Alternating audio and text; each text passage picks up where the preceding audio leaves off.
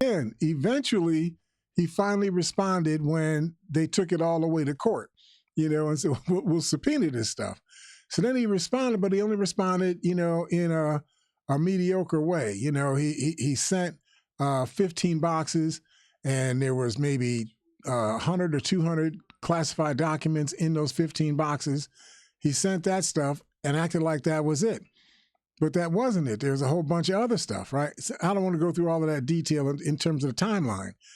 I just want you to understand that when we're talking about nuclear positions, where nuclear weapons are positioned, when we talk about the strategic plan that the United States has, that in the event that China attacked the United States, here's the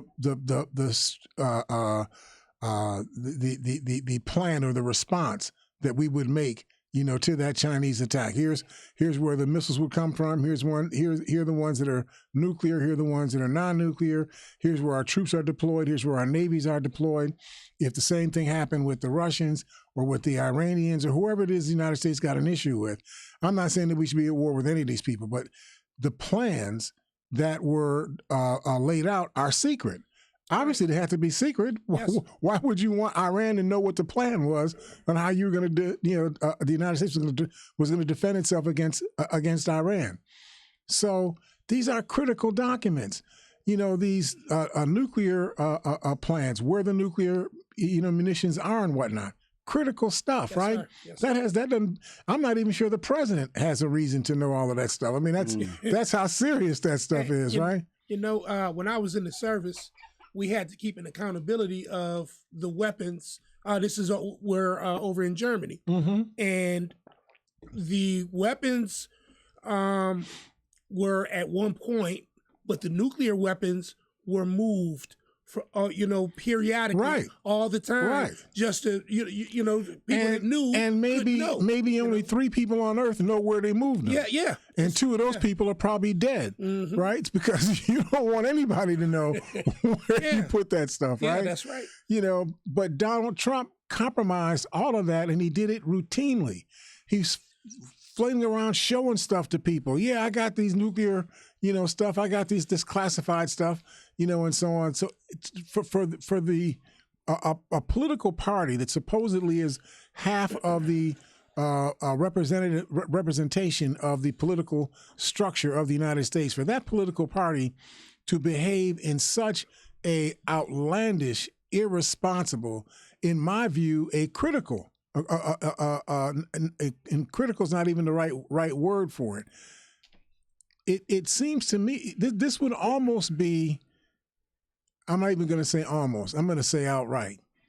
This is obstruction of justice that the Republican Party has engaged in, saying that there's going to be tit for tat, eye for an eye. There's going to be hell in the streets. Over every step. They actually promised on every step of the process, not just on this trial, but every step of every other government process, they're going to use them as a choke point to be able to slow down or obstruct the operation of government as a punishment for the Justice Department doing what you pay the Justice Department to do. Right. To find crime, to root out federal crime, and to get those people brought to justice, especially when words come to my head that I can't say.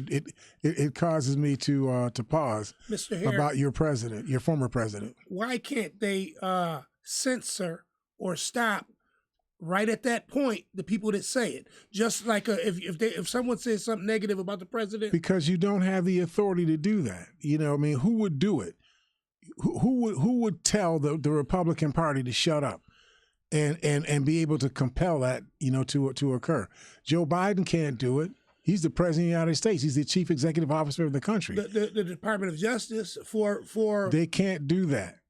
They can be mad about it, but they can't do that because remember, this is supposed to be a democracy, and it's based on cornerstone principles like free speech.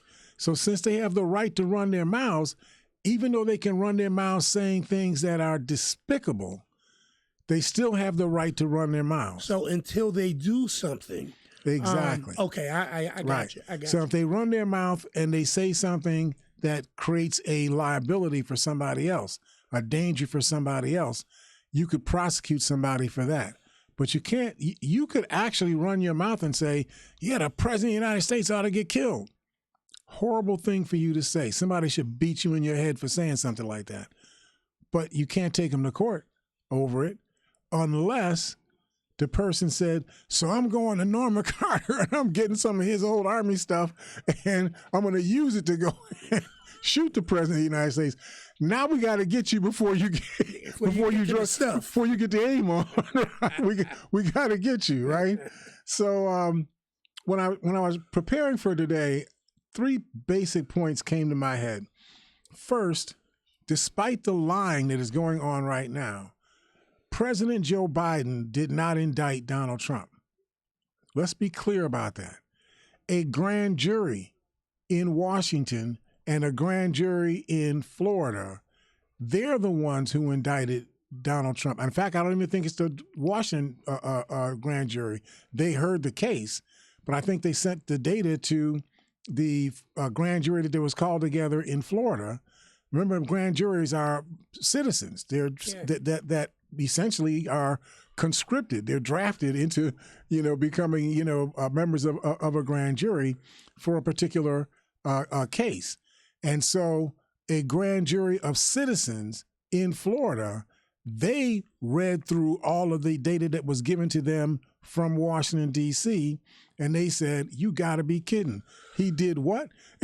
Yeah. And they're the ones who put a 37 felony count indictment against Donald Trump. President Joe Biden had nothing to do with it. Now, he may agree. He may feel like, man, they should have done this, 4 years ago. He could have whatever feelings about it that he may have. He's not expressed any of that. He's done none of that.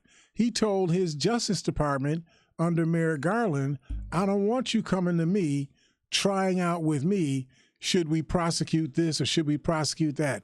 We pay you to be the independent chief lawyer for the country. You get paid to make those decisions. I have to keep out of it so that it can be understood that the decisions are objective, not subjective, that they're unbiased, not partisan, as they were under Donald Trump's administration. We'll talk about that.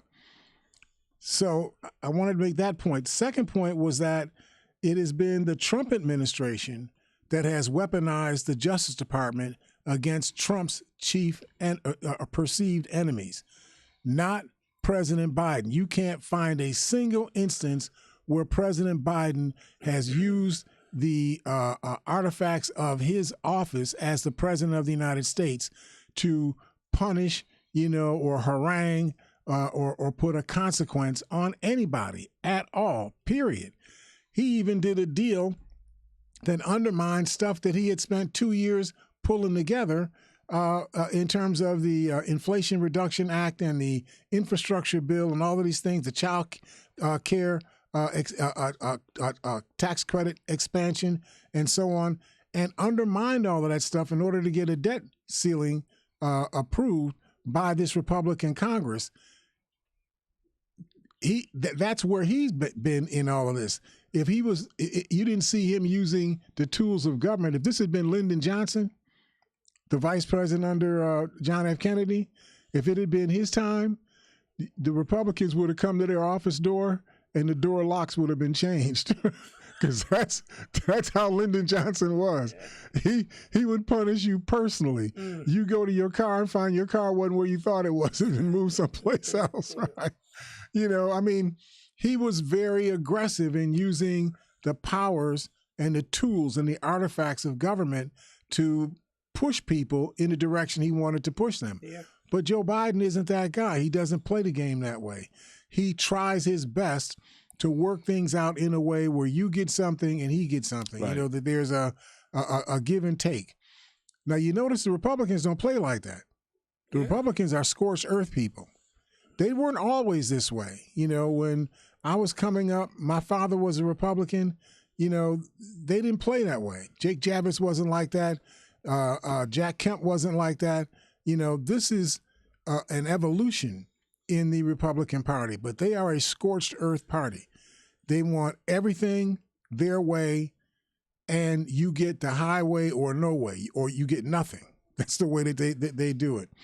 So, and then the third point that I wanted to speak to is that the investigations into Trump's conduct began long before Trump announced his candidacy to become a presidential candidate in the 2024 race. He just did that 4 or 5 months ago. He's been under investigation for 3 years, right? If not longer. They should have been under investigation the day after he was born. They should have tried to figure out where'd those swaddling, where'd you get those diapers from? I know you stole it from somebody, right? Because he started stealing it when he was in the womb. He probably robbed his mother in the womb. She's probably looking for a necklace, and it was in his hand, you know, cuffed up under his arm or something, right? You're getting carried away now, Mr. Harris. I'm sorry. That is a little bit far. Just wondering, if he's been under investigation over 3 years, what is taking? I mean, a lot of this stuff is really pretty cut and dry. So it is, but it's not as cut and dry as we think. See, the way the law works, you can see that somebody stole something. You can say, I know you stole this, right? But then when you charge them, you have to prove that they stole it. Now, what are the elements of proving that they stole it? Well, part of it is, it's in his hands. He still got his hands on it. We know he stole it. He still got it, right? That's one test. But then for it to be theft, did he know that he had stolen this? Did he know that he stole it from you? Did he know that this was something that he should have given back and who we should have given it back to? I mean, the law can be, the due process in law can be manipulated in such a way that you create procedural precedents, and then other people can use those procedural precedents to their advantage, I right? got you. Yeah. And so that's what's going on. And if you got, these lawyers you pay $46,000 an hour and whatnot, to do this stuff, I mean, he's had 2 lawyers quit on him because they got too close to the showtime, and they said, "Man, the light's about to be on, and I might be on the stage. Yeah. I don't want to be on the stage when the lights come on, right?" And they got away. But Trump has been able to manipulate processes and procedures and use his lawyers to find where those little weak points, those choke points are, and use that for him to be able to push things off to get his way. He hasn't answered a subpoena yet, or until this thing with Mar-a-Lago, because he would just delay the decision on the subpoena because he would fight the process. Right. Well, how did the subpoena come about? Who wrote? Was this person did this person have standing to be able to issue a subpoena? Against me. I mean, he just, not him, but his lawyers come up with all of these procedural steps, and they fight you every step of the way. Whereas if you're a person that only has $4, to your name, and you go to court, they put you in prison before you even leave your house. They bring the prison to you. And so on, right? I went to an article written by Zach Beauchamp. It was entitled "The Dangerous Republican Freakout About Trump's Indictment." So, that's why I read this article, because the title just drew me to it. The freakout. Okay. This was in Vox magazine. The paranoid reaction to the Justice Department's charges reveal a party gripped by politics and perpetual apocalypses. Perpetual apocalypse. That does sound like the Republican Party. House Majority Leader Kevin McCarthy asserted, "It's unconscionable for a president to indict the leading candidate opposing him."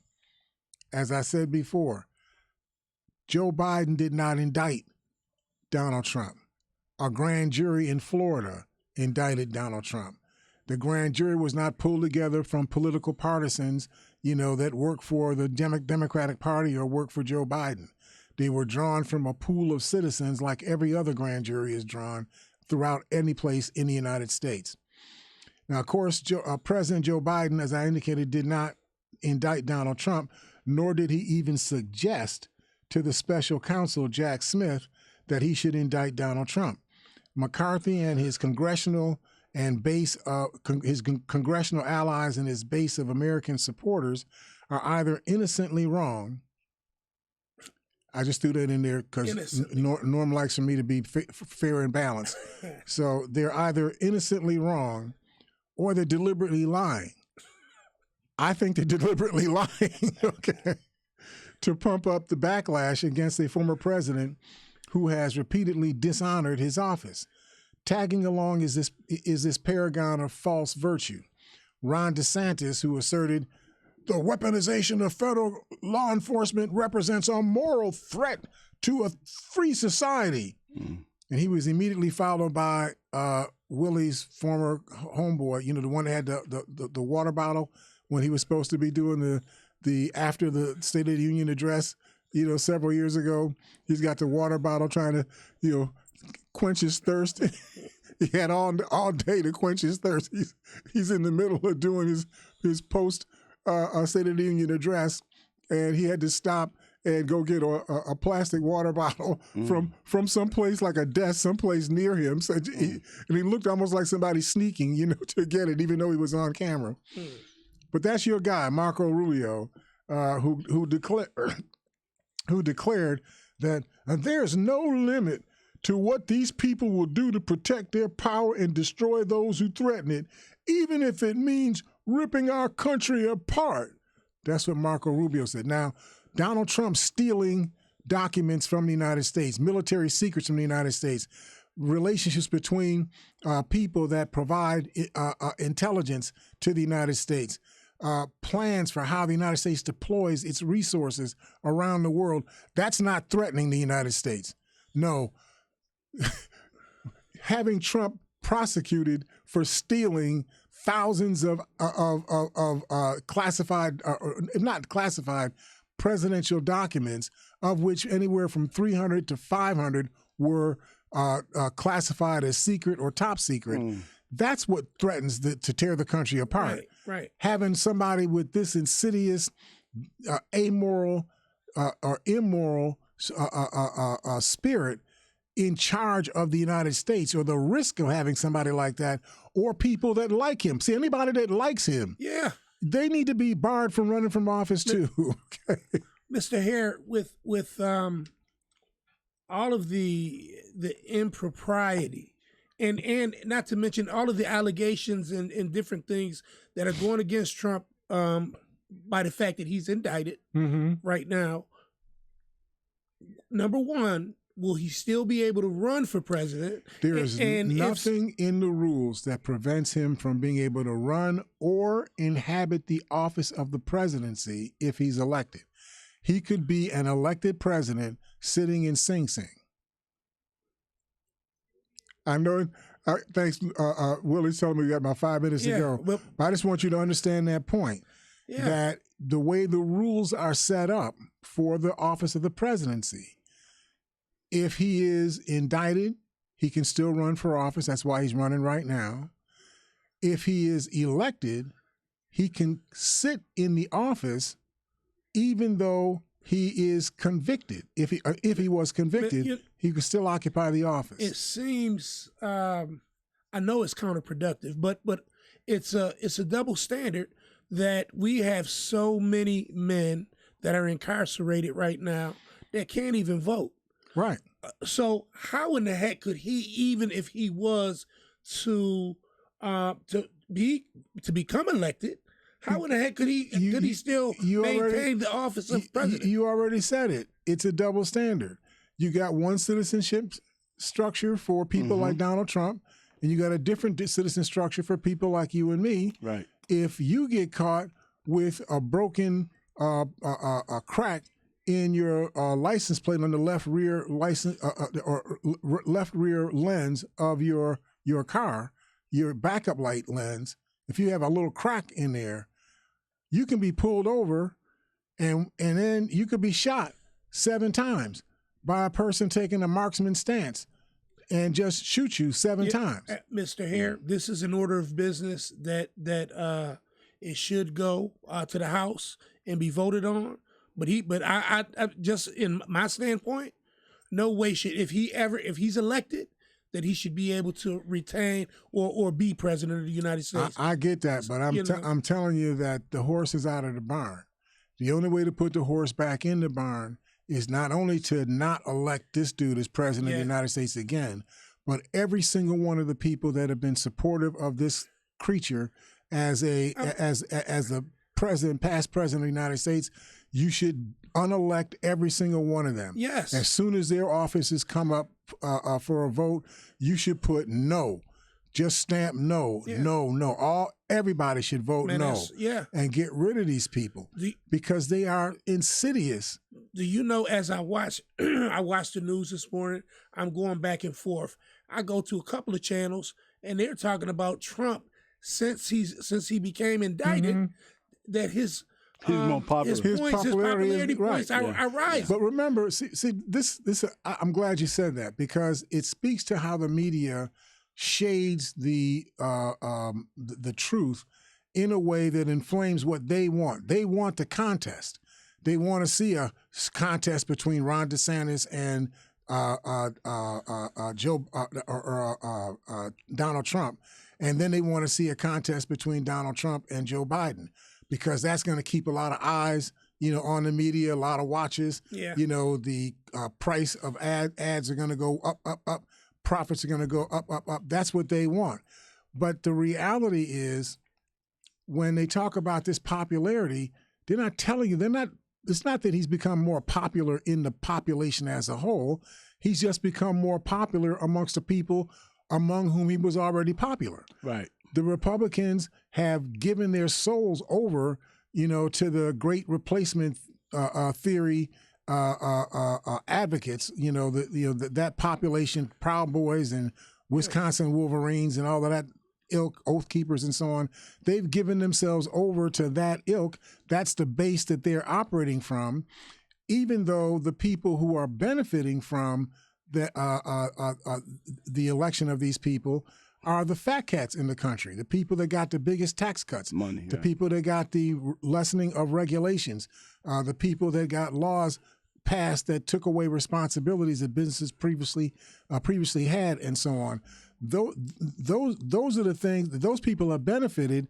But the way that these people have gotten elected is by selling the idea that we will defend you from the replacement of us by those thems. And those thems are those black people, those brown people, those red people, those yellow people. How many other kind of people are there?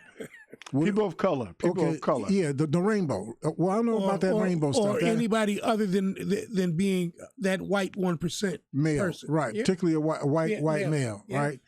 And I hate to say it like that because white females are equally complicit.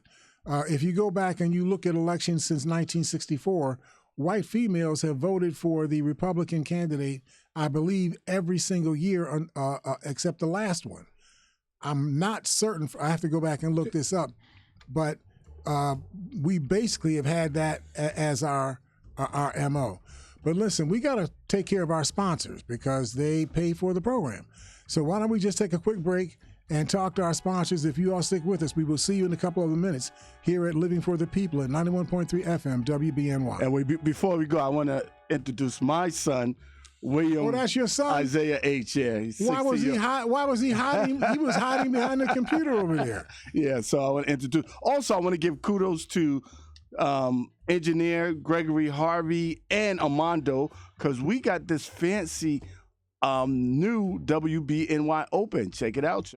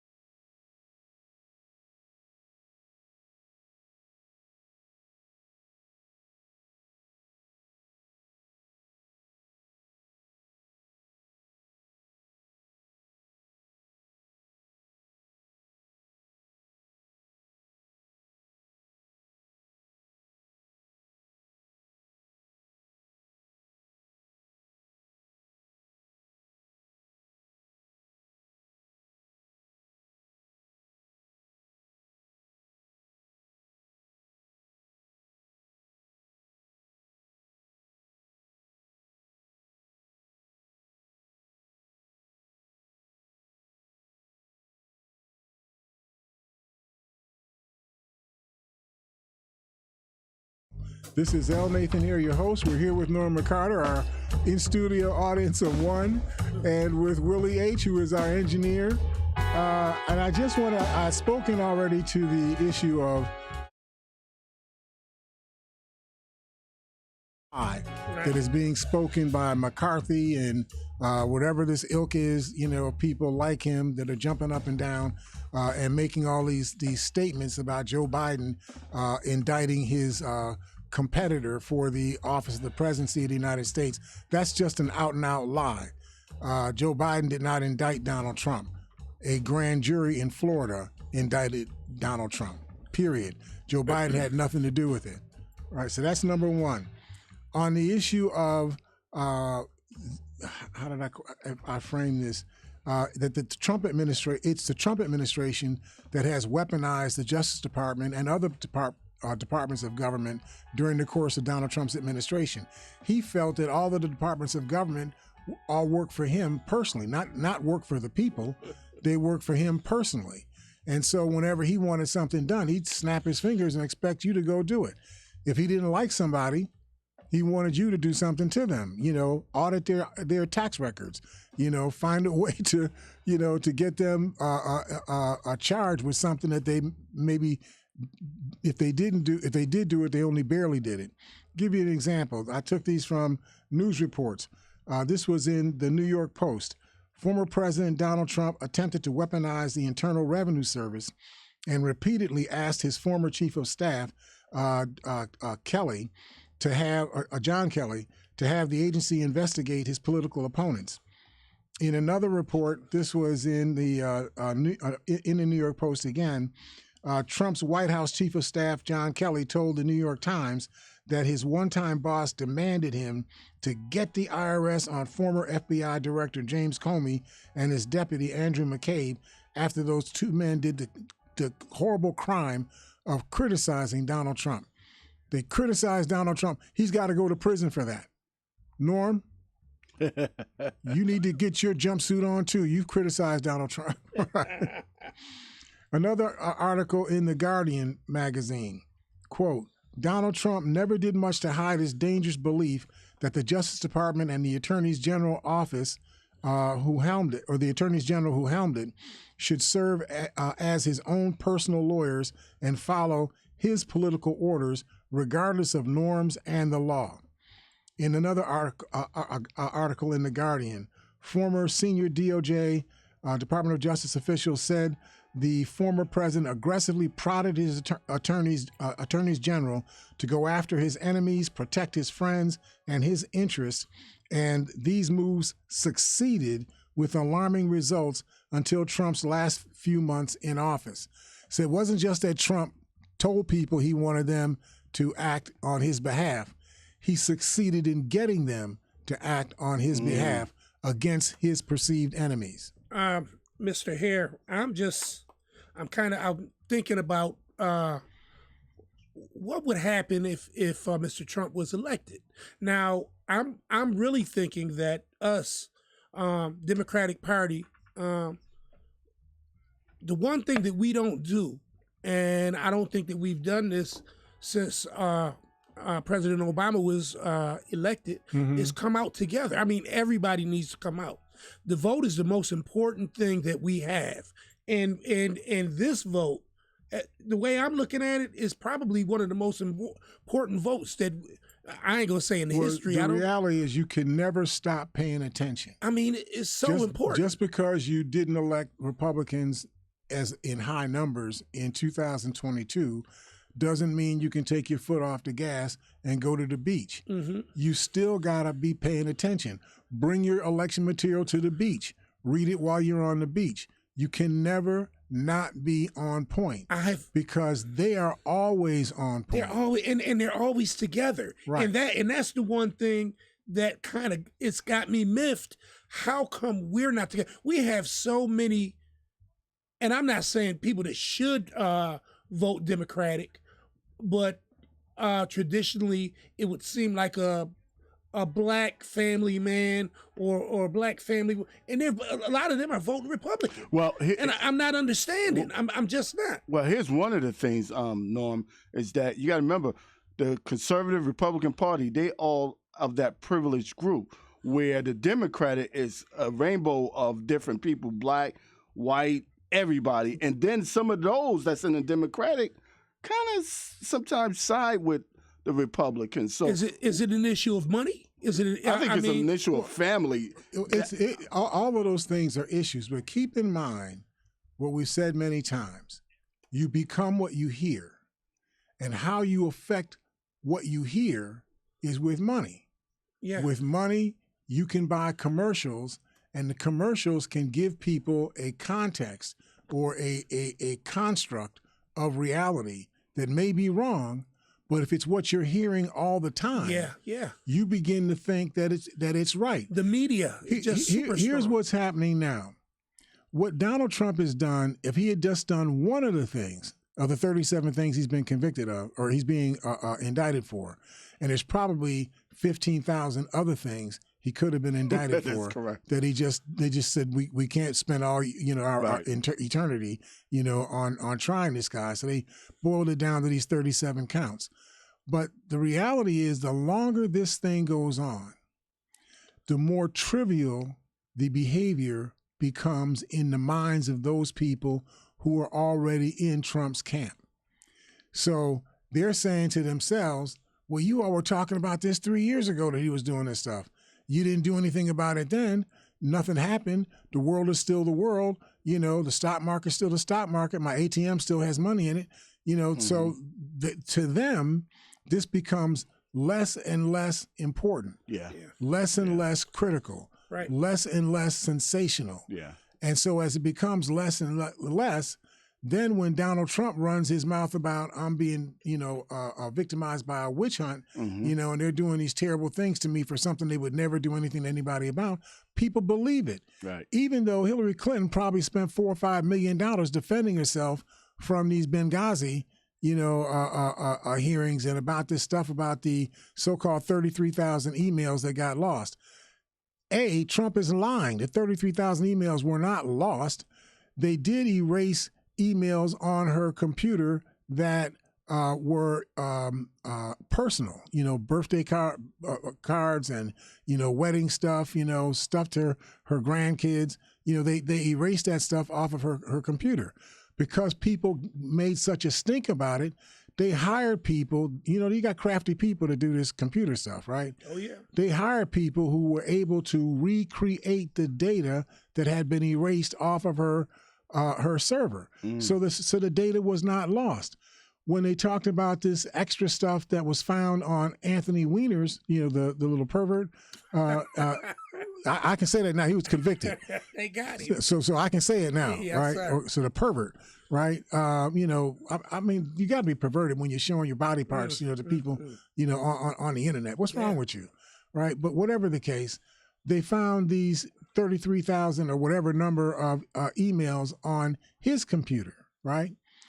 So the Republicans are trying to make out like this is a crime being committed by Hillary Clinton, but that's not a crime. I mean, there's not a. They went through all of that stuff when that stuff got published by James Comey, the same person that was being attacked by Donald Trump. The head of the Justice Department office, Attorney General, when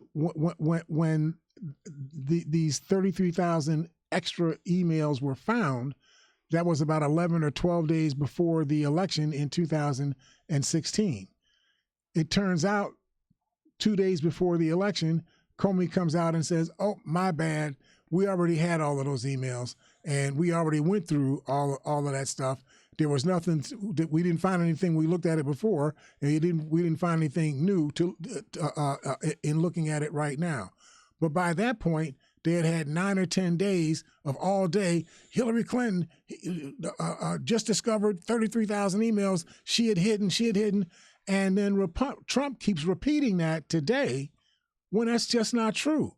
They found those emails, and those emails were copies of emails that already had been found and had been looked at, investigated by the Justice Department.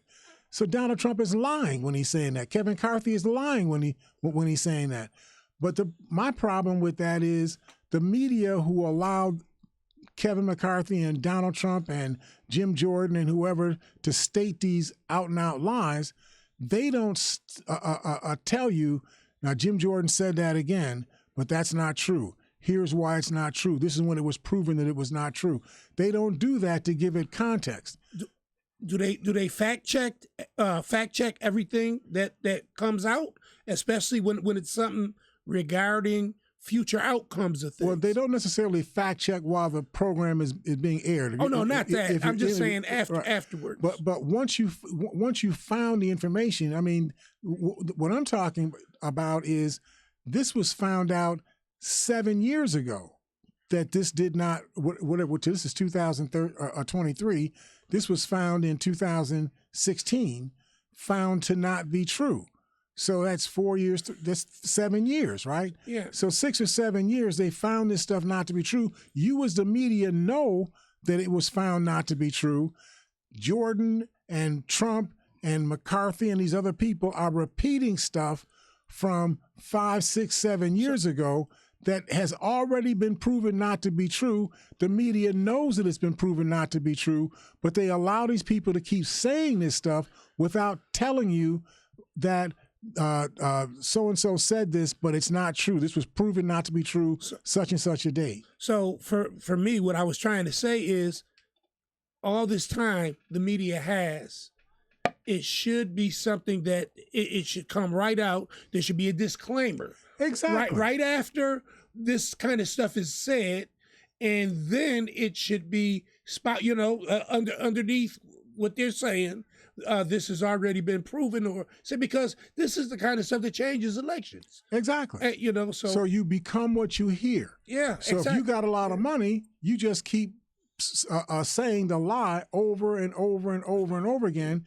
If the Democrats don't have enough money to be able to put up commercials that unsay, what those lies are, then the noise winds up getting into people's spirit. I got you. That's why you end up with people voting against themselves.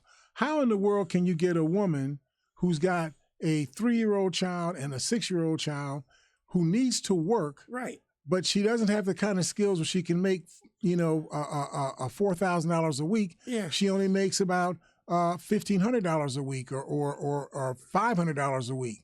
If she's making that kind of money, she can't afford childcare. Childcare costs $10,000 a child. Yeah. So it takes $5 an hour just to take care of one child.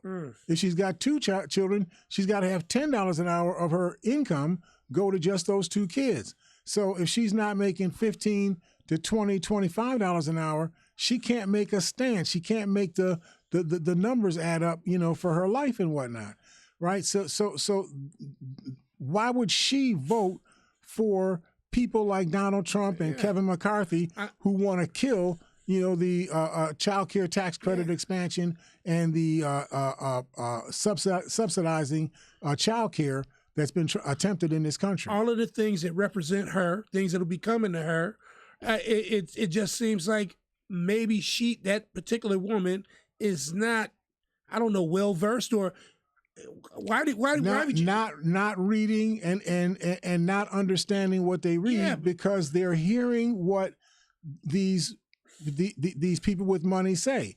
They say to that woman, your problem is that the federal government is taking too much of your money in taxes. If they left that money in your pocket, you'd be able to take care of your kids yourself. That is an outright lie. Only a person who can't count would believe that statement. Yeah. Okay. But let's be real. How many people do you know who can count? I ain't even talking about the people that can't count. Right. How many people do you know who can't count? I mean, who can count at all? Mm-hmm. Right. So that's the problem. They build their models based on your ignorance. And Wow. as long as they keep you deluded, confused, misinformed, right, and play to your fears, play to your biases, then you make sort of emotional responses to what you hear rather than making objective, analytical responses to what you hear. Yeah, well, they should come out with something like, if you're in the minority if you're black, if you need the program for food stamps, if you need child care, and then run that down. This you should vote Democratic Party. You have to help people understand. That's a good point, Norm. You have to help people understand what's in their self-interest. Yeah. Sometimes people don't understand what is in their self-interest. Now, there are some people who say, even though it's going to take money out of my pocket, if it'll keep you from becoming president or vice president of the United States, take all my money. Yep. Take every dime of my money. Yep. Because that's the kind of insidious kind of thinking that goes on in the public. Okay. So let me just get through a little bit more of this, right? Under Attorney General Jeff Sessions in 2018 on the issue of this politicizing or weaponizing government. Under Attorney General Jeff Sessions in 2018, subpoenas were issued in a classified leak, a leak inquiry to obtain communications records of top Democrats on the House Intelligence Committee. The targets were Adam Schiff and Eric Swalwell, who were investigating Kremlin election meddling, and also several committee staffers and journalists. Trump was actually trying to get his folks to hack the computers of two Democratic leaders, Adam Schiff and Eric Swalwell, because they were trying to dig at more information about how Russia was meddling with the election in 2016. Now, if that's not weaponizing government, I don't know what is. He didn't hire his own, lawyers to do that. Right. This was the government's lawyers that worked for the Justice Department, that he had them going to do things to try to embarrass or undermine two opponents that he had in the Democratic Party. These and many other Republicans made these extraordinary claims before the indictment or the evidence behind it was made public. On Friday, I'm talking about the current indictment. Before that indictment was revealed on Thursday, these Republicans were already out in the street making these statements about eye for an eye, tooth for tooth. We're going to do everything that we can, to stop, the Republic or the Democrats from being able to get anything done in this country. This is what they were saying. On Friday morning, we learned, thanks to CNN, that Trump is literally on tape in 2021, on tape, discussing having documents in his possession that he knew were still classified. And I listened to an attorney try to say, well, how do we know that he knew that they were classified? Because he said they were classified. Well, he didn't say they were classified. He says on the tape that they're classified. Well, he didn't mean it like you're meaning it. He didn't mean it like that. He meant it's only classified when it's when it's going to put something on you. But if it's going to put something on Donald Trump and us Republicans, it wasn't classified. Number one, whether it was classified or not, all of the president's documents, all of the president's papers, every single one of them, the memos, the notes, what's written on a napkin, all of the president's papers are the property of the federal government, not him.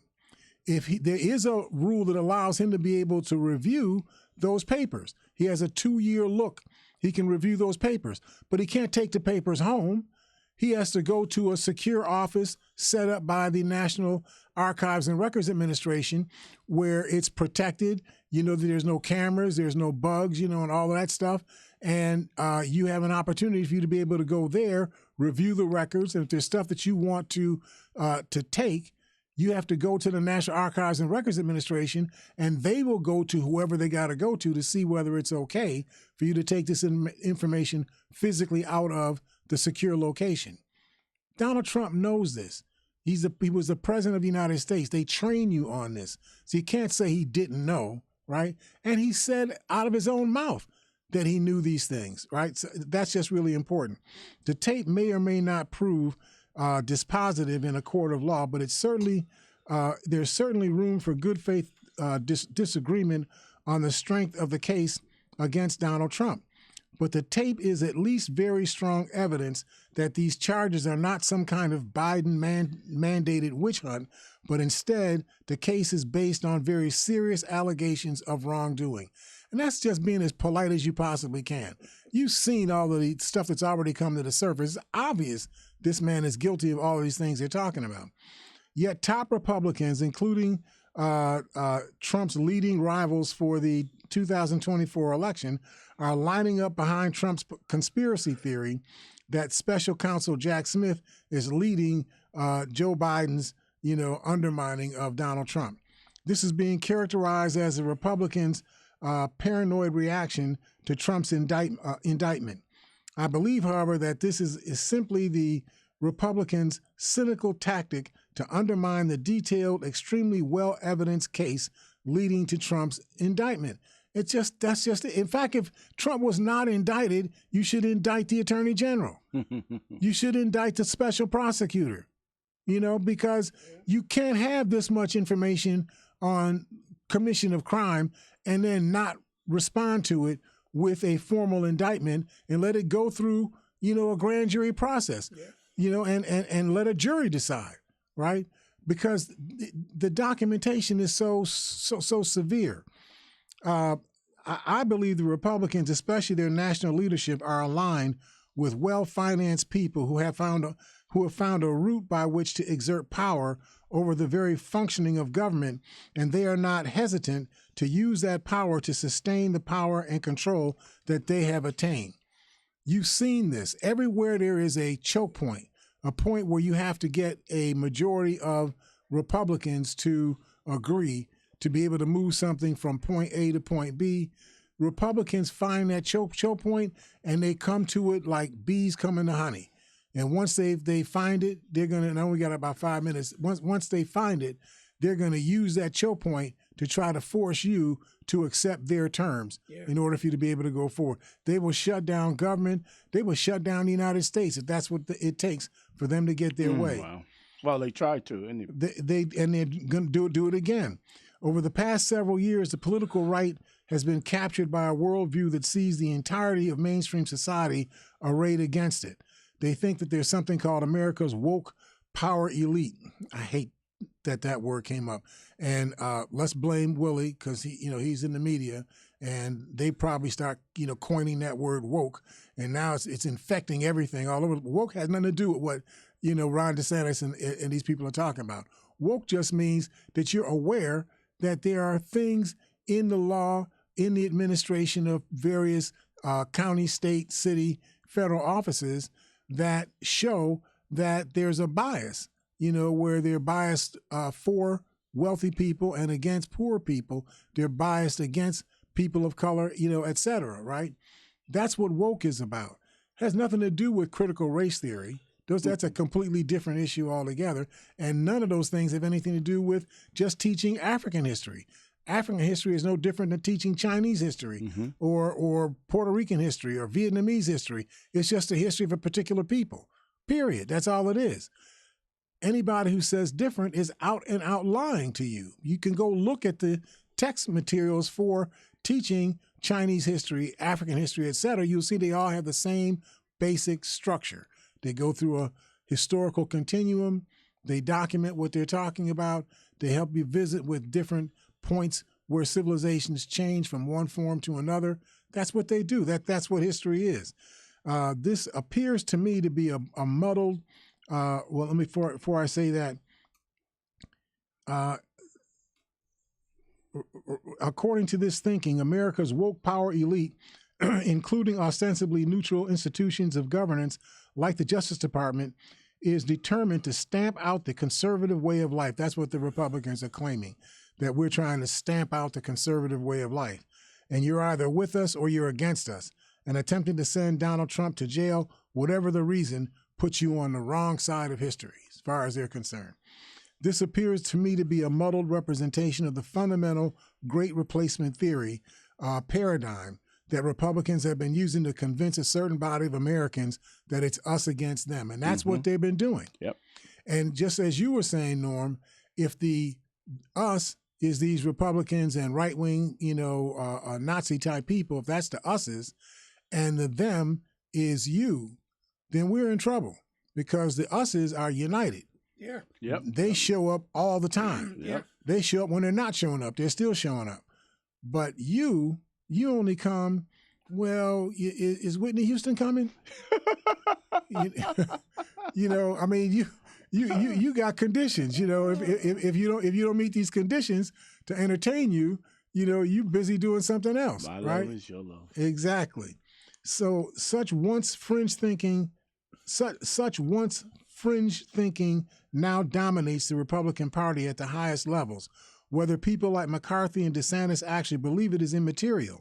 The fact that they feel the need to say such wild things indicates just how central and anti-institutional paranoia has become in Republican politics. A democracy whose basic institutional functions come under attack is a democracy that is in mortal peril. So I don't know if I can get much more of this. I got a minute or two? You got a minute. Okay.